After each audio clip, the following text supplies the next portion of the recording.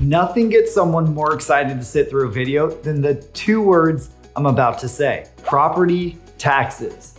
I know, the excitement is palpable, but bear with me over the next few minutes, or hey, at least make it to the 30-second mark so YouTube counts it as a view, as property taxes are a super important element of the home buying process that many buyers just don't understand. And here in the Triangle region of North Carolina, property taxes operate a little differently than in many other parts of the country, and even from county to county. So stick around and hopefully you'll learn a little something about how property taxes work in and around Raleigh, North Carolina. But before we dive into the fascinating world of property taxes, my name is Matt Martin and I'm a Raleigh-based realtor. I've helped tons of clients just like you relocate to the Triangle region of North Carolina.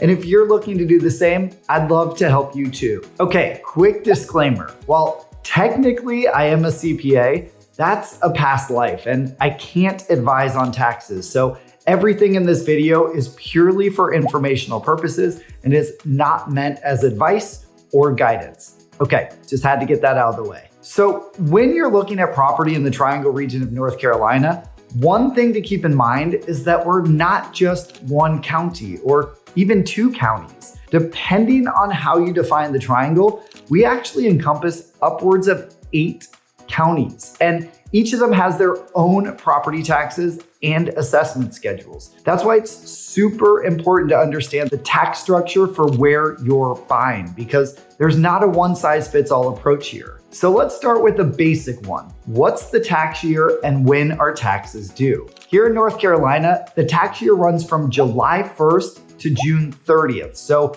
it doesn't follow a traditional calendar year, and taxes are collected all at once. That means you pay the entire year in one payment, not monthly, quarterly, biannually, or any other way you may be used to. You'll typically receive your bill in July, and that bill will cover July 1st of the current year until June 30th of the following year. While the bill will say it's due by September 1st, you actually have until January to pay without penalty. Now, here's a little quirk. When you buy real estate, property taxes will be prorated at closing, but they're prorated on a calendar year basis. So if you're closing in October, you'll only pay taxes through December 31st at closing. Then the county will mail you a statement for the unpaid tax after closing. Okay, so now that you know when taxes are due, you're probably wondering what the taxes are based on. Well, in North Carolina,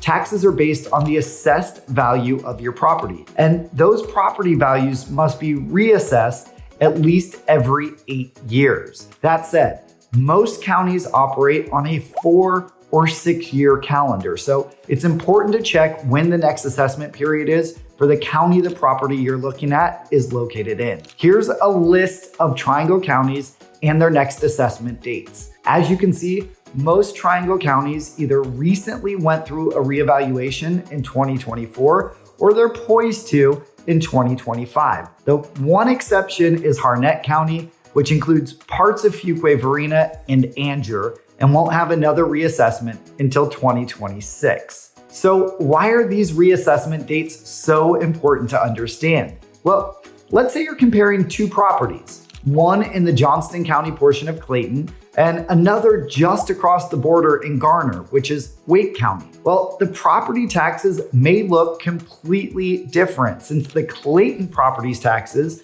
are being calculated on a property value established all the way back in 2019, whereas the Garner property would have just received an updated appraised value in 2024. And we all know that property values have skyrocketed in the last 5 years. So you may be tempted to go with the Clayton house to pay less in taxes. But Johnston County will be doing its reevaluation in 2025, and you can bet assessed values will jump up quite significantly. So that means taxes will jump up too, right? Well, maybe, but not as much as you may think. And that's a perfect segue into the next part of property taxes, which are rates. So your property tax amount is calculated by multiplying the assessed property value by the county's property tax rate. In reevaluation years, the counties will typically adjust their rates down somewhat to partially offset the increases in property values so that homeowners aren't hit with giant tax increases. Take a look at the rate history in Wake County, which includes Raleigh, Cary,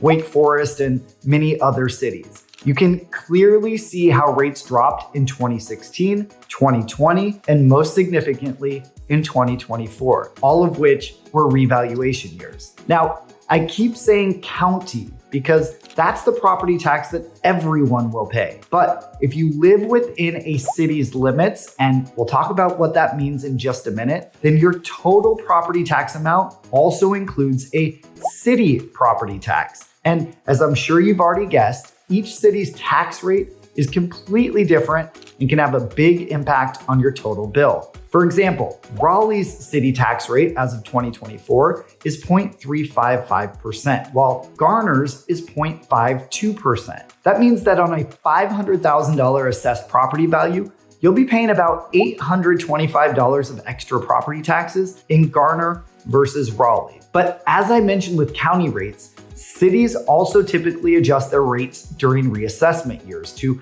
help offset huge spikes in total property taxes. Take a look at Raleigh's history. You can see here that the combined county and city property tax rate went from 1.09% in 2023 all the way down to 0.87% in 2024. But that makes sense since the average assessed value went up about 50%. So if your Raleigh property was assessed at $400,000 in 2020, which was the last time that Wake County did a reassessment, you would have paid about $4,360 in taxes in 2023. In 2024, your assessed value likely would have gone up to about $600,000, and your new bill would be $5,220. Or $860 more. But if rates hadn't been adjusted down to account for the huge price appreciation, that bill would have been over $6,500. Now, I mentioned city limits. There are a lot of parts of town across the Triangle region that aren't officially within city limits, even if you write that city's name